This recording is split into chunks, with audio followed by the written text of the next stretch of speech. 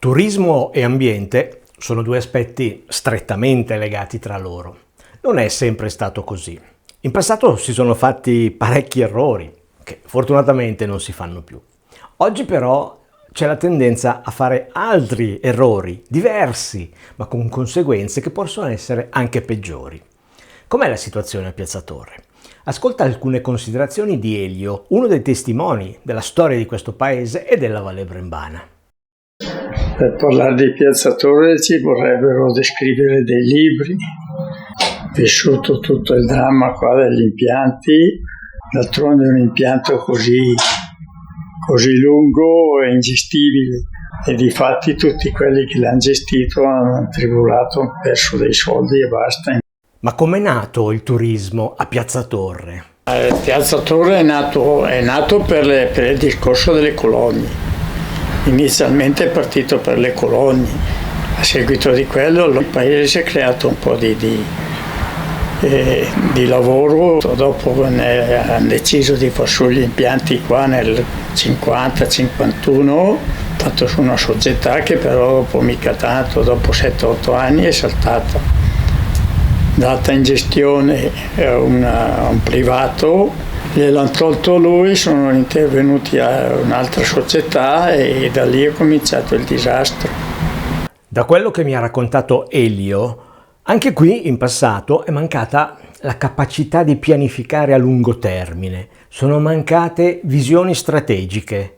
Il turismo l'abbiamo sempre subito e mai proposto, ma perché? Perché con la storia del lavoro sabato e del turismo il sabato e la domenica la gente in settimana andava a lavorare e la domenica dava una mano alla famiglia che gestivano i locali. Sì, è stato subito. Poi abbiamo parlato dell'ambiente, risorsa determinante per il futuro di Piazza Torre, come di tutti i piccoli paesi di montagna. Eppure l'ambiente, in generale, sappiamo come viene gestito e quali problemi causano vincoli e orientamenti estremisti che, oltretutto, impediscono anche la creazione di molti posti di lavoro. Ad esempio adesso c'è il problema dei boschi. I boschi è una cosa oscena perché non si può più tagliare, non puoi più fare questo. Qua vivevano 2 squadre di boscaioli, bisogna modificare certe cose. Abbiamo qua tutti i boschi qua, adesso con la storia del bostrico, con la storia dell'abete bianco, dentro sta marcendo tutto. Il rosso, ci sono su piante che sono quelle che pesano, a buttarle per terra pesano 80-90 quintali. La fortuna di quel bosco qua, che c'è tanto abete bianco e ferma un po' il bostrico, lo sta prendendo comunque, però non è così pesante come in altri posti, perché anche lì il bostrico, a parte certe cose che raccontano, che dicono, ma bisogna viverlo il bosco, e la maggior parte di dove d'altronde lo dimostra la natura, cosa sta succedendo, che tutta la foglia che cade rimane lì, nessuno più va a farla, i pezzi di legno, le piante vecchie che sono dentro fermano lì per degli anni, quando sono marce scivola via tutto e nel giro di poco riempie l'alveo del fiume, dopo l'alveo del fiume non lo puoi pulire, dopo io queste cose le farei pagare ai verdi, perché tutte le porcate che succedono adesso non è possibile che ogni temporale, ma dobbiamo solo copiare dall'Alto Adige. Se lei va in Valpusteria, tutti i paesi hanno minimo 2 centrali a biomassa che fanno il riscaldamento del paese, che fanno la corrente qua potremmo le piccole centrali dei ruscelli, manutenzione del territorio, anche perché il bosco muore anche lui come moriamo noi, e in più porta danni giù ogni temporale che fa. Ho chiesto a Elio di farmi un esempio di come si potrebbe coniugare ambiente e turismo con qualche nuova iniziativa.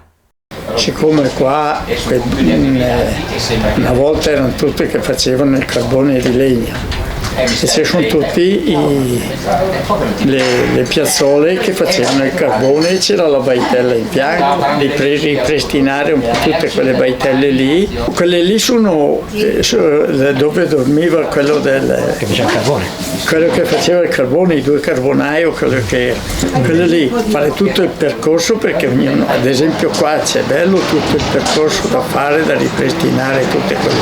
Quello lì sarebbe una cosa con la gente, i ragazzi che adesso vogliono fare la notte nei boschi. Certo, bisogna creare la situazione di fare tutto il percorso fatto bene, che puoi farlo sia d'estate che d'inverno, 2 o 3 posti letto, l'angolino, in modo che le coppie adesso che coi telefonini vanno dappertutto, invece di andare lì magari con la tenda vanno così.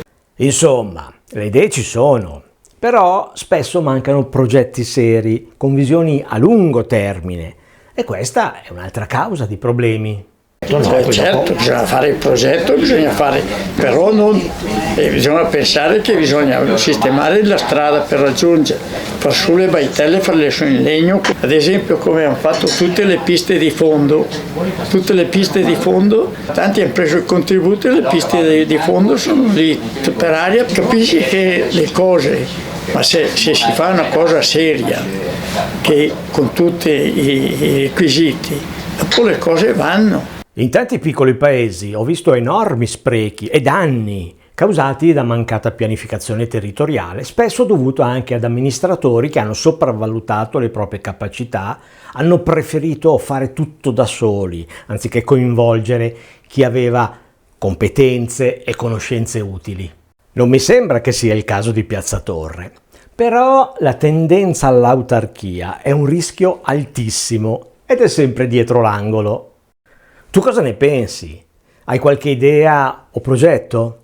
Fammelo sapere, magari possiamo darti una mano a realizzarlo. Non dimenticare un like, la condivisione e l'iscrizione al nostro canale YouTube Rurale Digitale. Gli altri video di questa serie li trovi in questa raccolta. Per contattarmi vai sul sito www.ruraledigitale.it.